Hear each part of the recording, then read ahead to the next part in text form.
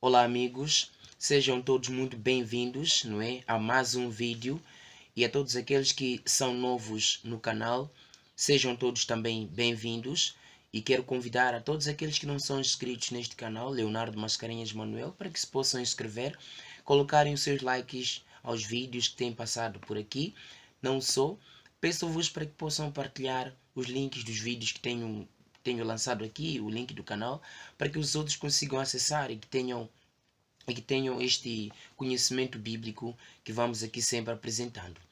Hoje propus-me a falar sobre o início do fim do tempo.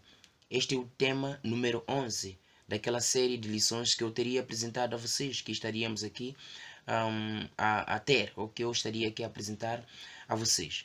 No entanto, o início do fim do tempo, muitas são as perguntas que os homens e mulheres têm feito. Quando que teve início o fim do tempo? E quando que este tempo vai terminar? Então, de acordo com a Bíblia, eu vou poder apresentar algumas bases, não é? Só para que vocês, para situar aos amigos, quando que teve início, o início, não é? O fim do tempo. Na verdade, nos encontramos a viver na parte final deste fim do tempo. Então, quando é que este fim do tempo teve o seu início? Então, antes de mais nada, eu convido a você para que possamos orar. Vamos orar. Querido Jesus, muito obrigado por teu amor. Eu quero te agradecer em particular por esta grande oportunidade que o Senhor nos concede de mais uma vez termos que abrir a sua palavra e falar do seu amor. Quero te convidar neste momento que o Senhor esteja com os meus irmãos que lá do outro lado se encontram. Ajude-os, ó Pai, a compreender a sua vontade e que possam, maravilhoso Pai, tomar uma decisão com o Senhor. Jesus, abençoe as suas famílias, cuide de cada um deles, cuide dos outros amigos da parte deles e que todos sejam por ti abençoados. Acompanhe-nos neste momento que vamos falar desta lição, do início do fim do tempo, em nome de Jesus. Amém. Então, amigos, como eu sempre tenho dito, não é que em todas as lições que eu vou apresentando aqui, a base será a Bíblia Sagrada. Este é o livro que nós vamos nos basear. Poderia apresentar aqui outros livros históricos, outros livros proféticos para apresentar uma e outra explicação. No entanto, a Bíblia Sagrada é o livro que nós temos que exaltar acima de todos os outros livros. Outros livros são importantes, amigos. Lembrem-se disso, que todos os outros livros são importantes. No entanto, a Bíblia Sagrada é que é número 1. Então, a profecia do início do fim do tempo, ela já foi escrita faz tempo, não é? Há mais ou menos mais de 500 anos antes do nascimento de Jesus Cristo. Então foi escrita essa profecia que indicava o tempo do seu batismo, o tempo da sua crucifixão e quando o evangelho seria levado ao mundo. Nós sabemos muito bem pela Bíblia Sagrada que o livro de Mateus capítulo 25, aliás 24, no verso 15, nos apresenta ali a recomendação ou então a orientação que Jesus Cristo deu para que as pessoas pudessem ler o livro de Daniel. Atenção, amigos, há homens e mulheres que têm dito o livro de Daniel é um livro antiquado, um livro antigo, um livro que não precisa de ser estudado hoje. No entanto, amigos, eu convido a vocês a que possam ler o livro de Daniel, porque o livro de Daniel foi recomendado por Jesus Cristo. Leiam o livro de Daniel porque é um livro para a nossa atualidade ou para os nossos dias. Então, o livro de Daniel apresenta-nos estas profecias bíblicas a serem observadas. O livro de Mateus capítulo 24, no verso 15, por exemplo, Jesus Cristo diz o seguinte, prestem atenção, livro de Mateus capítulo 24, versos 15, diz assim: quando, pois, virdes que a abominação da desolação de que falou o profeta Daniel está no lugar santo, quem lê, entenda. Então, Jesus Cristo recomendou a leitura do livro de Daniel. Quando se fala da abominação da desolação, o que é que pode estar a aparecer na mente de cada um de vocês? Não é? Existem muitas explicações em volta a este texto, que são explicações aplicáveis. No entanto, teremos uma sessão só para falar disto. Abominação da desolação. O que significa isto? De acordo com o livro de Apocalipse, quando se fala de abominações, refere-se basicamente às doutrinas errôneas, falsas doutrinas, não é? Doutrinas enganosas, doutrinas que não têm nada a ver com a Bíblia. São falsidades, não é? Então, mas para este contexto que aqui me refiro, não é? Eu só quero tentar abordar aqui sobre o início do fim do tempo. Este é o foco do meu tópico para o dia de hoje. Poderia criar uma sessão só para poder falar sobre a abominação da desolação, do qual falou o profeta Daniel. Certo? Ok, então, a Bíblia, no livro de Mateus capítulo 24, no verso 15, Jesus Cristo chama a nossa atenção para nos voltarmos para o livro de Daniel. Lermos o livro de Daniel. É no livro de Daniel capítulo 8, no verso 12 a 14, onde nos encontramos Jesus Cristo a nos apresentar a descrição de um tempo específico. Qual é este tempo específico? A Bíblia diz no livro de Daniel capítulo 8, no verso 14, no verso 12, perdão, no verso 12 e verso 14, Jesus Cristo, então, através de seu servo Daniel, ele diz assim, no verso 14, e ele disse-me, eu vou ler o verso 14 em específico, e ele disse-me, até 2300 tardes e manhãs o santuário será purificado. Então, o tempo específico que Jesus Cristo nos apresenta aqui é este de 2300 tardes e manhãs. Então, o que aconteceu neste tempo específico? Como é que pode-se entender este tempo específico na profecia bíblica? O livro de Daniel, capítulo 9, no verso 21 a 23, 21 a 23, 21 diz assim, e estando eu, digo ainda, falando na oração, o homem Gabriel que eu tinha visto na minha visão ao princípio, veio voando rapidamente e tocou-me a hora do sacrifício da tarde. O verso 22. Ele me instruiu e falou comigo dizendo, Daniel, agora sai para fazer-te entender o sentido. Verso 23. No princípio das tuas súplicas saiu a ordem e eu vim para tu declarar porque és muito amado. Considera, pois, a palavra e entenda a visão. O Daniel capítulo 8, versos 16 a 17. Então a Bíblia diz assim, entenda, filho do homem, pois esta visão se refere ao tempo do fim. No entanto, este tempo específico que a Bíblia nos apresenta em Daniel capítulo 8, ele se refere ao tempo do fim. No entanto, esta profecia das 2300 tardes e manhãs, que é o tal tempo específico que a Bíblia nos apresenta na verdade, esta é a maior profecia de tempo que a Bíblia já previu, que a Bíblia já teria feito algum relato, alguma declaração a respeito.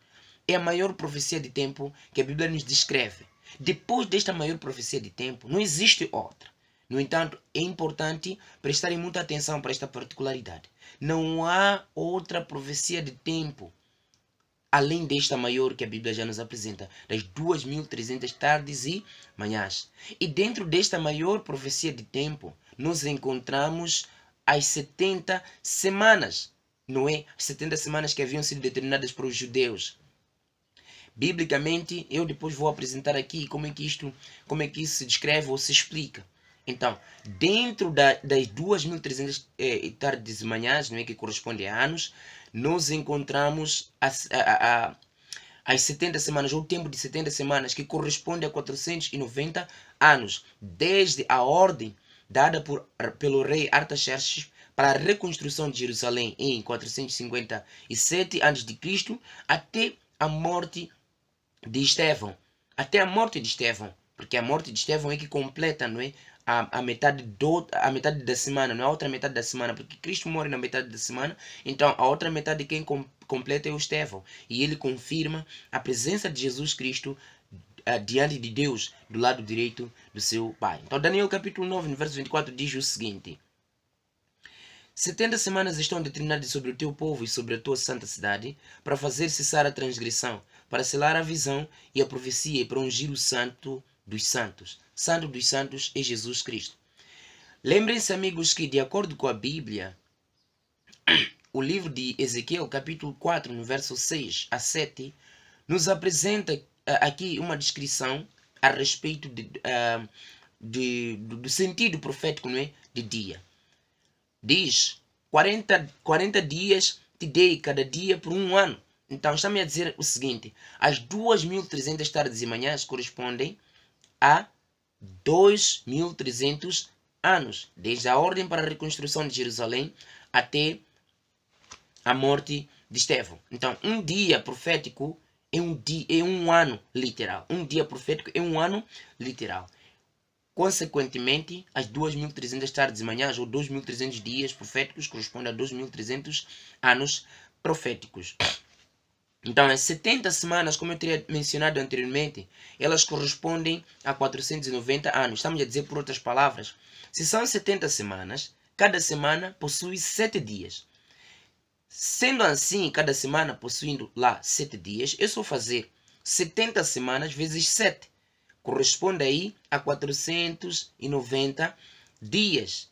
Que profeticamente, de acordo com o livro de Ezequiel que acabamos de ler aqui, Ezequiel capítulo 4, no verso 6 a 7, corresponde a 490 anos. Então, quando é que teve início este grande período profético?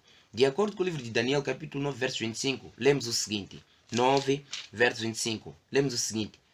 Sabe e entenda, desde a saída da ordem para restaurar e edificar Jerusalém, até ao ungido ao príncipe, 7 semanas e 62 semanas, as praças e as circunvalações ou circunscrições se reedificarão, mas em tempos angustiosos. Então estamos a dizer o seguinte, desde a ordem que o rei Artaxerxes deu, não é, que era o rei da Pérsia, quando ele desde a ordem que ele deu para a reconstrução de Jerusalém no ano 457, então até o ano que Estevão morre, nós temos aqui passadas mais ou menos 490 anos. No entanto, quando forem a ler o livro de Esdras, capítulo 6, no verso 14 a 17, e 17, não é? Verso 14 e capítulo 7, nós encontramos esta descrição toda. Então, temos aqui as 70 semanas. O rei Artaxerxes deu ordens para que a cidade fosse reconstruída. Então, passaram-se mais ou menos 49 anos para a reconstrução de Jerusalém. Porque desde a ordem no ano 457 até o fim da reconstrução de Jerusalém, claro que a reconstrução foi em tempos angustiosos, né? Se forem ler o livro de Esdras, o livro de Neemias, lembram-se, amigos, que foi neste intervalo que Neemias estava lá também como líder, e ele estava a orientar o povo para poder reconstruir a Jerusalém. Tiveram aqueles desafios, não é? Onde havia alguns que queriam proibir ou então impedir que a obra fosse realizada, e eles tinham que construir, uma mão com espada, a outra mão com material de construção. Eles construíram em tempos difíceis. No entanto, passaram-se mais ou menos 49, porque a reconstrução foi desde 457 até 408 a.C. Então, a partir da reconstrução dos muros, haveria mais ou menos 483 anos, não é? Que nos levariam ao ano em que Jesus Cristo foi batizado, o ano 27. Não é? Jesus Cristo batiza no ano 27. E nós temos aqui, até ao batismo de Jesus Cristo, o ano 27, terão passado a segunda fase, não é? Passa a segunda fase daquelas semanas. Primeiro passaram 7 semanas, depois passaram 62 semanas, que corresponde a 434 anos. Então, se formos a juntar isto aqui, com os anos da reconstrução, então nós temos mais ou menos por aí 483 anos, faltando apenas 7 anos para o fim das 70 semanas. Então, estes 7 anos são completados, ou então se completam quando Estevão morre, porque no ano 31 Cristo morre, que é a metade da semana, a metade dos anos. Então, o ano 34, Estevão aqui é morto pelos judeus. Então, a Bíblia diz aqui, no livro de Daniel, capítulo 9, versos 26 a 27, não é? Depois das 62 semanas será morto ungido, e já não estará. Ele fará firme aliança com muitos por uma semana. Na metade da semana fará cessar o sacrifício e a oferta de manjares. Lembram-se ainda, irmãos, que a Bíblia nos diz que no passado, depois do povo de Deus ter sido tirado do Egito em direção à terra prometida, o Senhor Deus instaurou ou então instituiu a Páscoa.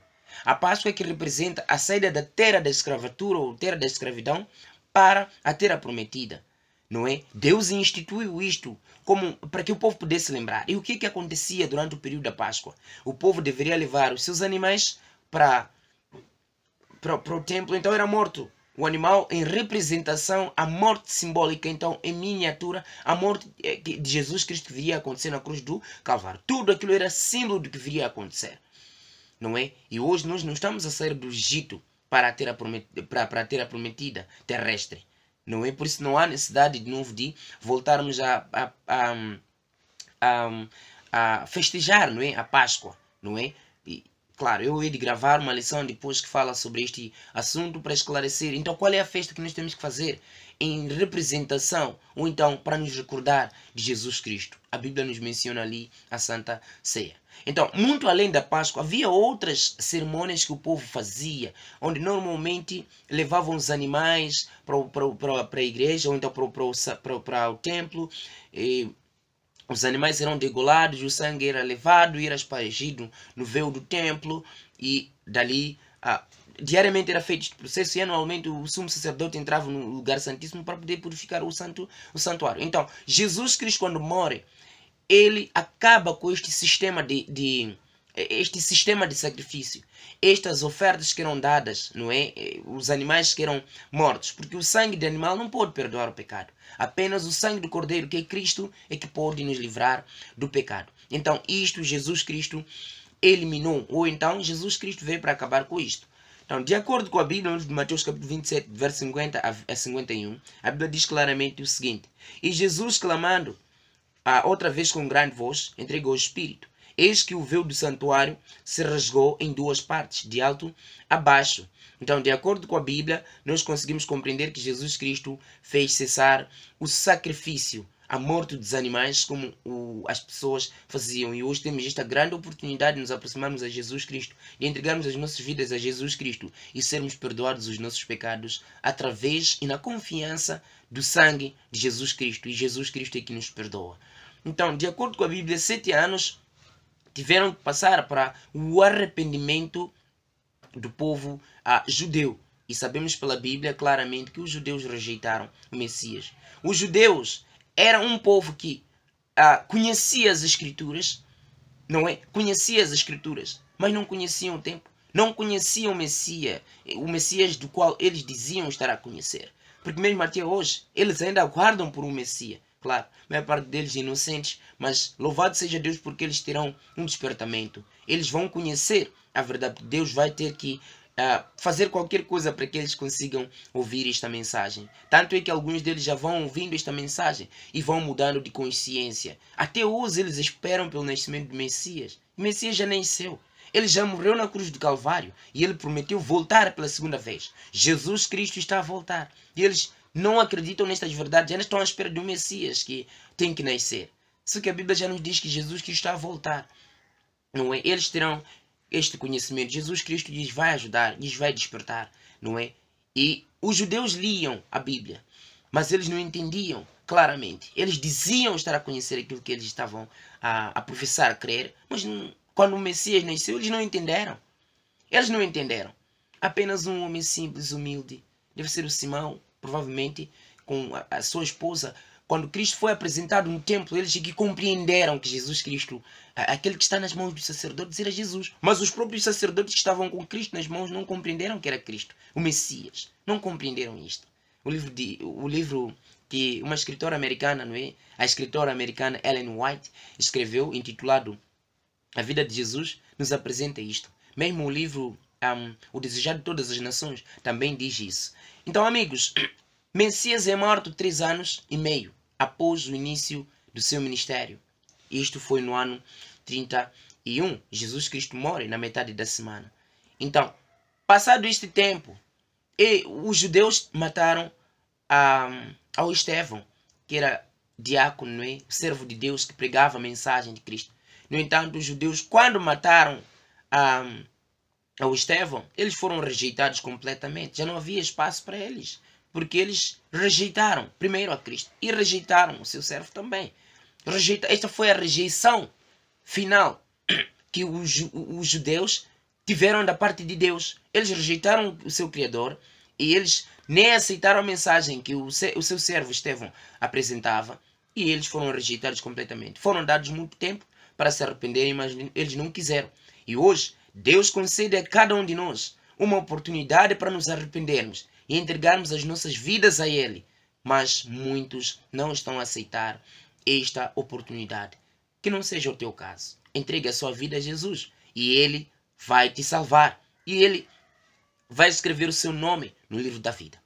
Então, o livro de Atos dos Apóstolos, capítulo 7, no verso 58 a 60, o capítulo 8 também, verso 1, diz assim: e lançando-o fora da cidade, apedrejavam Estevão naquele dia. Naquele dia levantou-se grande perseguição contra a igreja em Jerusalém. E todos, exceto os apóstolos, foram dispersos pela região da Judeia e Samaria. Então, após a crucifixão de Jesus, os judeus tiveram mais 3 anos e meio para se arrependerem, mas eles não quiseram.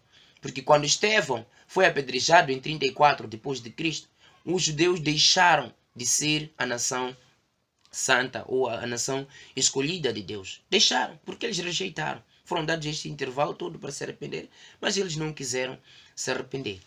Então, o livro de Romanos, capítulo 5, no verso 8, diz-nos claramente o seguinte: mas Deus prova o seu próprio amor para conosco pelo fato de ter Cristo morrido por nós, sendo nós ainda pecadores, Então, nós, hoje, somos aceitos no Salvador, apesar dos nossos pecados. Jesus Cristo nos aceita e nos purifica dos nossos pecados. Não é? Então, até o ano 34, terão passado mais ou menos 70 semanas. Digo, por outras palavras, 490 anos. Então, estamos a falar da maior profecia de tempo, que é de 2.300 tardes e manhãs, que corresponde a 2.300 anos.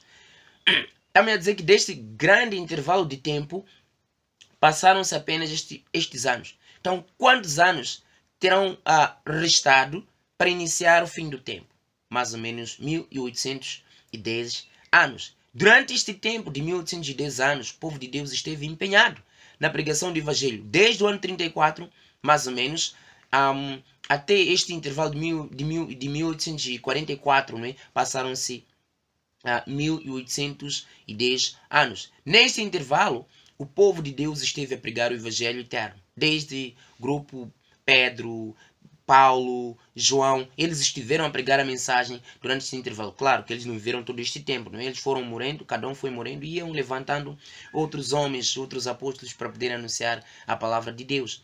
Então, desde o ano 1844, amigos, nós temos ali a data inicial do início do fim do tempo. Porque quando termina os 1810 anos, então quando termina as 2.300 tardes e manhãs, no ano 1844, aí começa o início, ou então inicia o fim do tempo.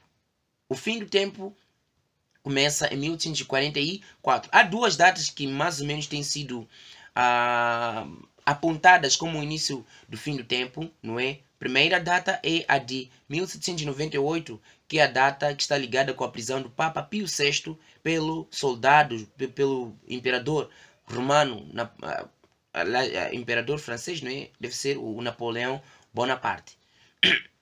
No entanto, de acordo com a Bíblia, desde o ano 1844 até uma data que nós não conhecemos, mas que está ligada mesmo à volta de Jesus Cristo, nós vemos aqui Jesus Cristo realizando um trabalho de extrema importância no santuário.